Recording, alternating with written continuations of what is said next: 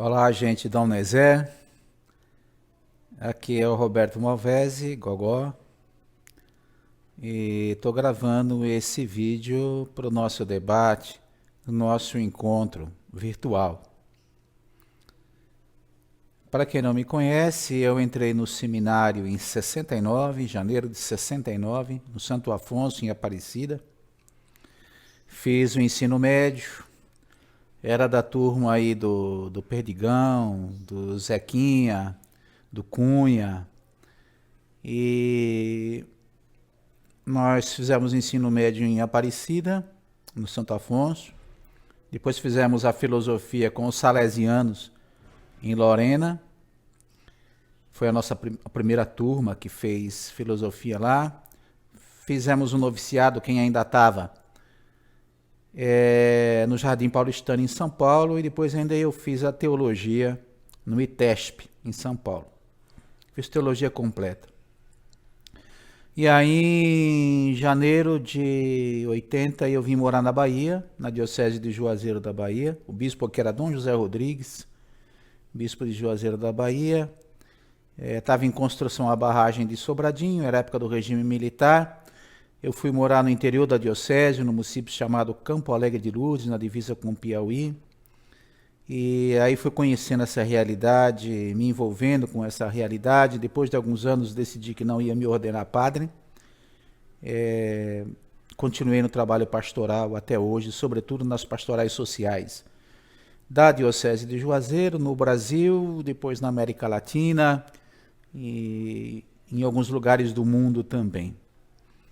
Sou casado, minha esposa se chama Vera, temos 4 filhos, 2 filhas, 2 filhos. E eu continuo morando em Juazeiro da Bahia, aqui às margens do Rio São Francisco. Estou falando daqui. E a solicitação da turma é que eu falasse alguma coisa do Sínodo para a Amazônia, porque eu participei do processo do Sínodo e continuo participando. Eu queria fazer isso em 3 momentos, muito rápidos, só para abrir o debate. O antes do Sínodo, durante o Sínodo em Roma e o depois do Sínodo. É interessante falar o antes, porque esse sínodo ele teve todo um processo histórico. A Igreja da Amazônia já tem uma história longa, ali, sobretudo com a primeira evangelização, quando a referência foi Belém, Pará, e o Brasil ainda era dividido com os espanhóis no Tratado de Tordesilhas, e para avançar para as regiões mais profundas isso levou mais tempo, não é? A igreja foi se estruturando na Amazônia, depois veio a unificação. E já em 52 tem a chamada Carta de Santarém, uma primeira carta amazônica, que é uma referência para a Igreja da Amazônia até hoje.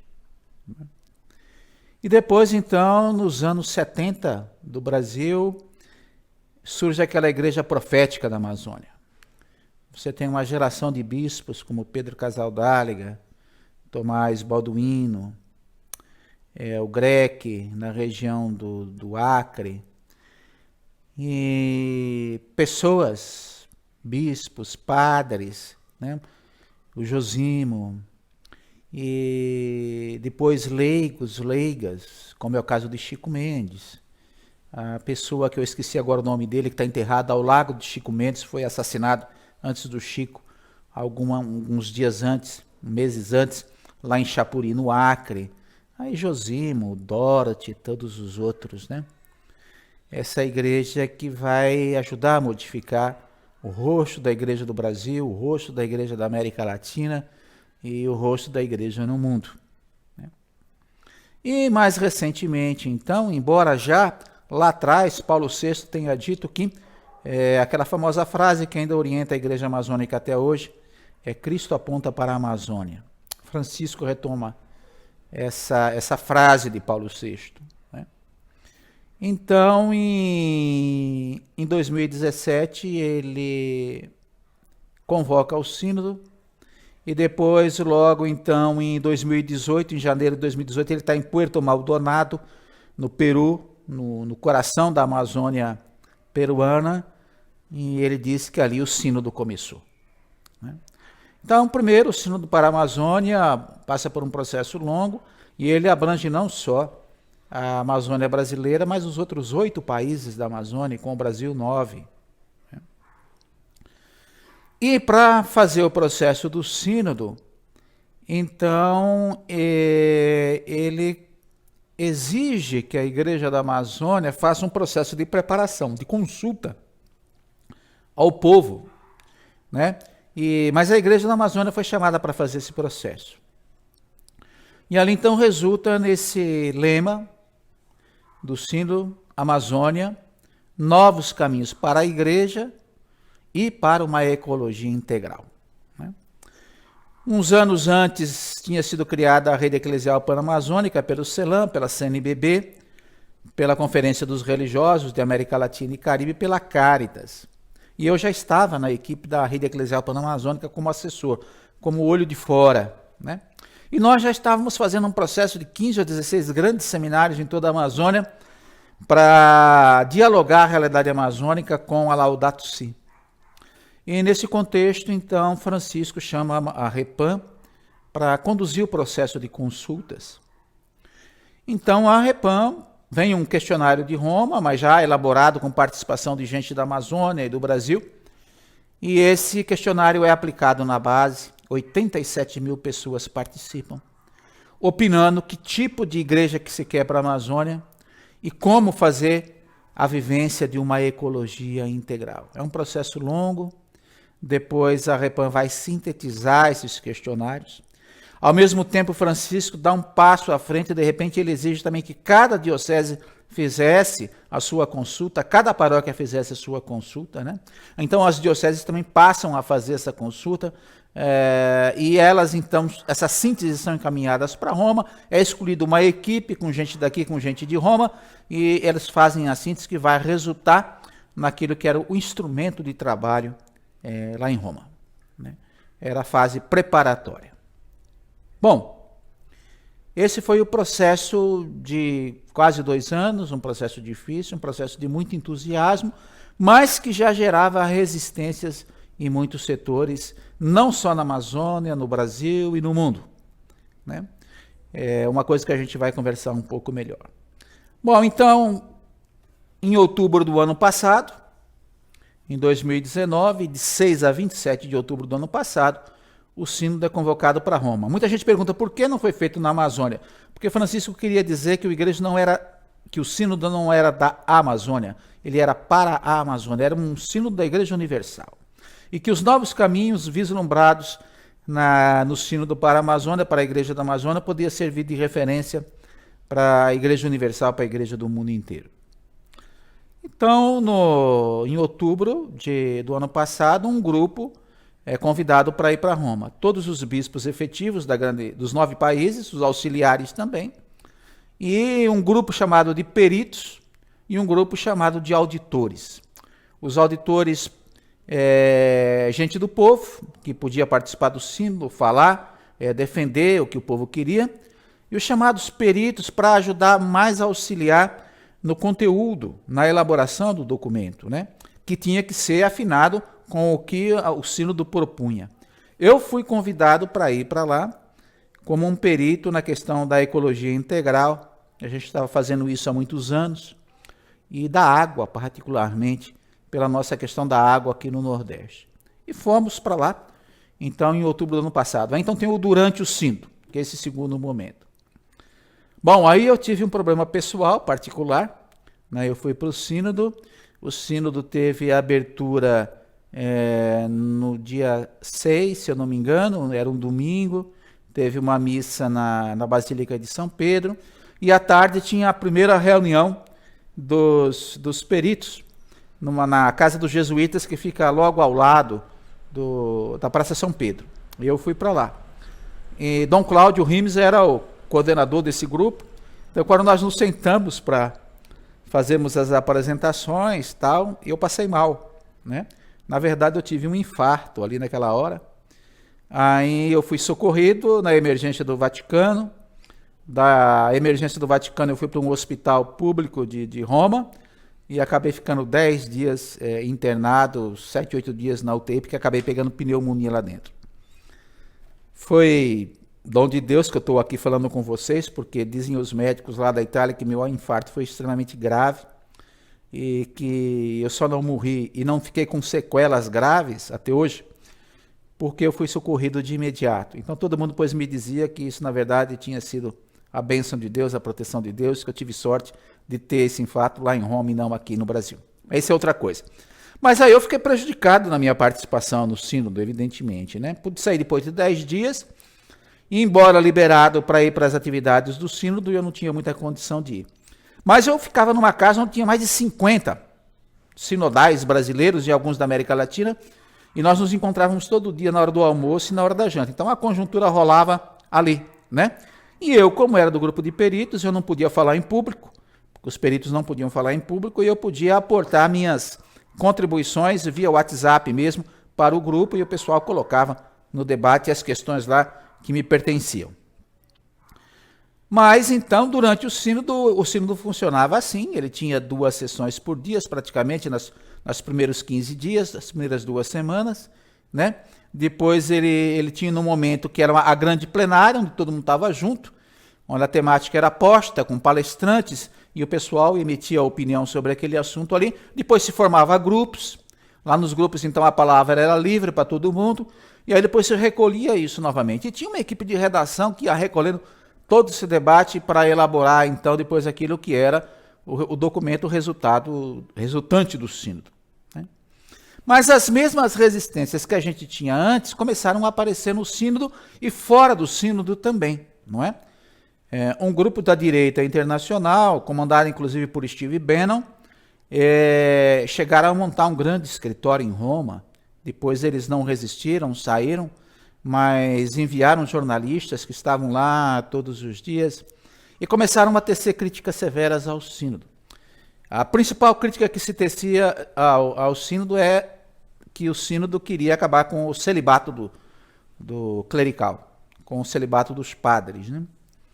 E a segunda era que a igreja queria quebrar a tradição e ordenar mulheres sacerdotisas, diáconas e tal. Bom, o instrumento de trabalho que foi para Roma, as igrejas da Amazônia, elas colocaram o que elas queriam, o que elas precisavam, na verdade, não é?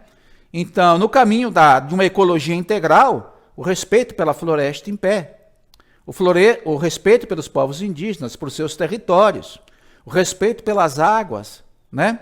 O respeito pelas culturas tradicionais, né? Que a igreja se reconhecesse e reconhecesse esses povos, a aceitação e o reconhecimento do trabalho das mulheres, né? Também a ordenação de diáconos, ordenação de mulheres como diaconisas, né?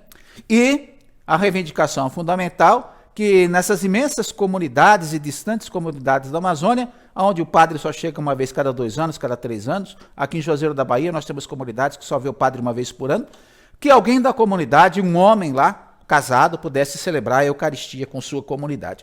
Isso tudo foi fundamentado teologicamente, eclesiologicamente, ninguém contesta que teologicamente, eclesiologicamente isso é possível, mas se pegou pela malícia, como se quisesse acabar com todo o celibato, e não você respeitar aquilo que o pessoal estava chamando de padres comunitários.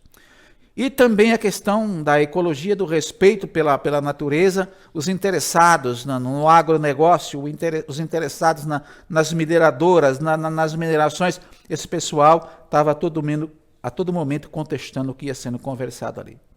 Foi um processo difícil, interno de debate, eu acompanhei isso, até que no dia final, a última sessão, era uma votação desse documento.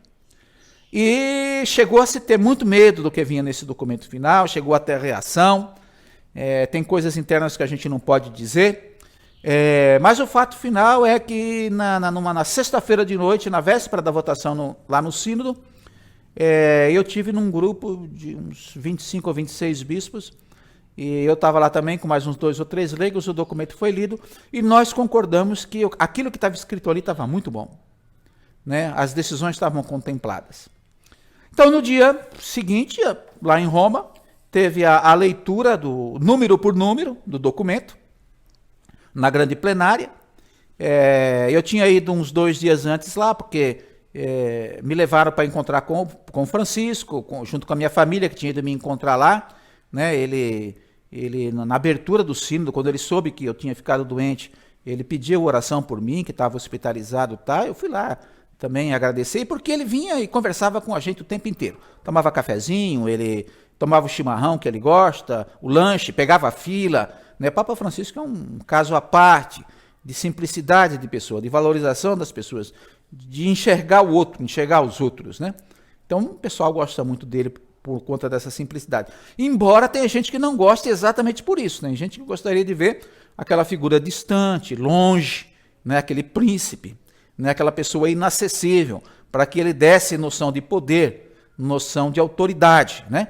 Mas ele entende isso de outra forma, pela simplicidade, pelo amor, pelo companheirismo, pela presença dele no meio de todo mundo. Na leitura do documento, então, quando chegou, foi votando um por um, né, lia o número, e aqueles que tinham direito a voto, eu não tinha, os auditores e os peritos não tinham direito a voto, apenas os chamados padres sinodais, que eram os bispos, os auxiliares e representantes de congregações religiosas, e gente de outros lugares do mundo. Então, lia o número, você tinha 30 segundos, pensava e apertava a campainha. Todos os números do documento foram aprovados, todos, né? O número mais complexo, e eu esperei por ele, era o número 111 do documento, que é exatamente, então, onde sintetizava que se pudesse ordenar homens casados para celebrar na sua comunidade, né? E na hora da votação, assim como o diaconato para as mulheres, foi aprovado, e esse número 111 foi aprovado também. Eu lembro que na hora eu estava ao lado do Paulo Sus, assessor do CIMI, na minha frente a Márcia Maria, que é uma professora universitária de Roraima, e aí eu falei para a Márcia, olha, nós estamos vendo aqui um passo histórico da igreja que não acontece há milhares de anos, né? Pelo menos há mais de 1000 anos, que é você permitir que homens casados celebrem a Eucaristia. Bom, foi aprovado, todo mundo contente, aplaudiu todo mundo, né? Aí eu também já estava melhor, a família tinha ido para lá. Aí no domingo foi feita uma nova celebração, no dia 27, na Basílica de São Pedro, de encerramento do sínodo. É bom lembrar que lá estavam os bispos, padres, estavam as populações indígenas, as mulheres, e todo esse povo pôde falar. Francisco queria ouvir essas pessoas. E tudo que veio das comunidades foi considerado, né? Uma consulta de base imensa que estava ali. Bom, nós viemos embora e então depois a Igreja da Amazônia, e estamos no depois do sínodo, do terceiro momento.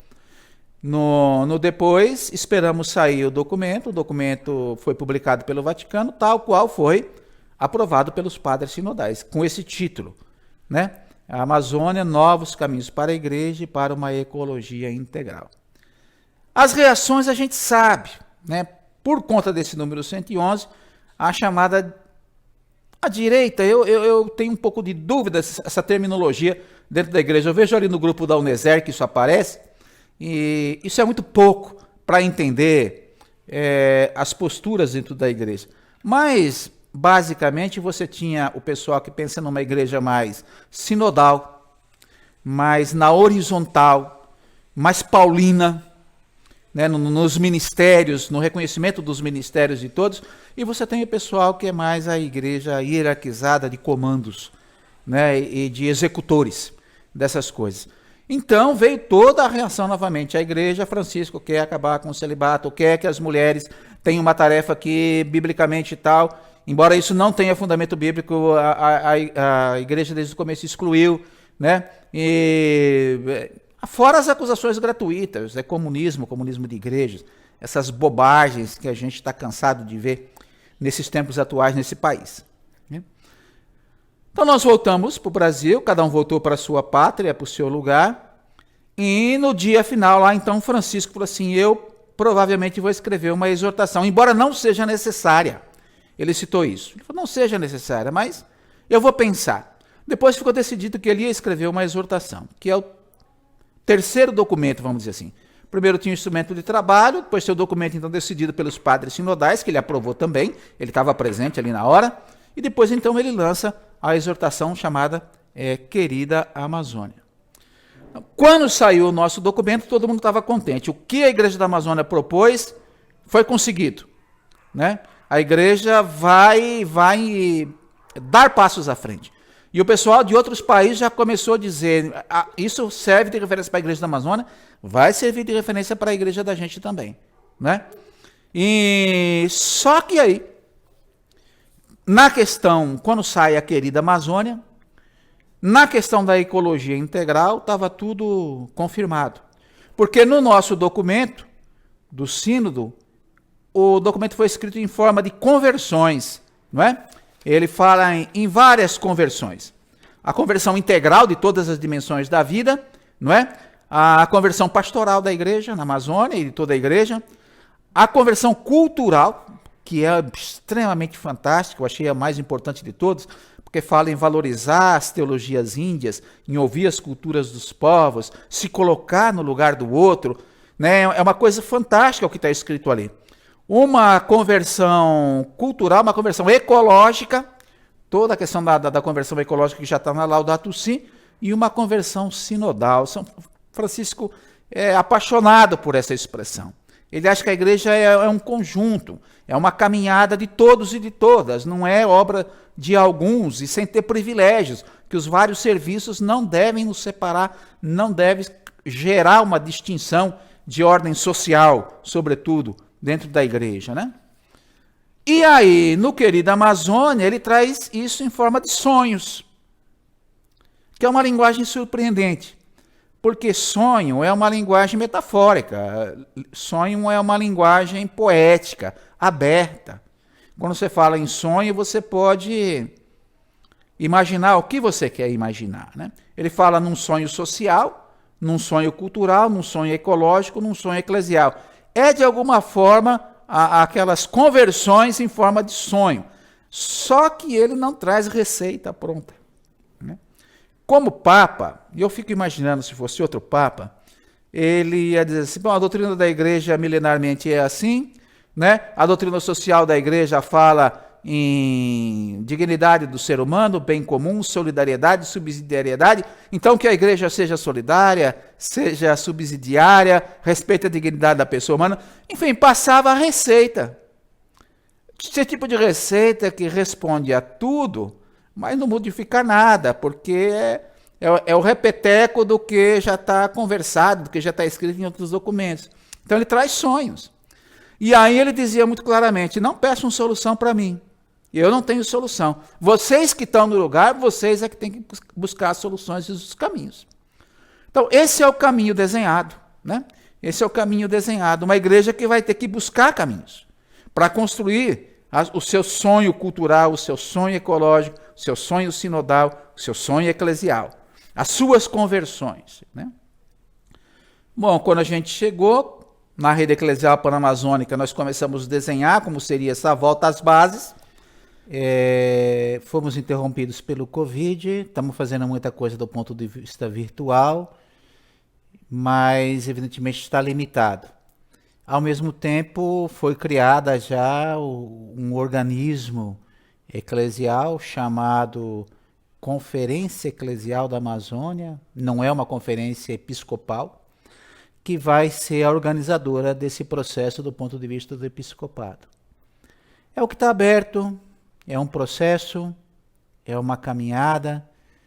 Eu tenho a convicção que o que está acontecendo ali vai durar por muito tempo, vai contribuir não só com a Igreja da Amazônia, mas com a Igreja do mundo inteiro.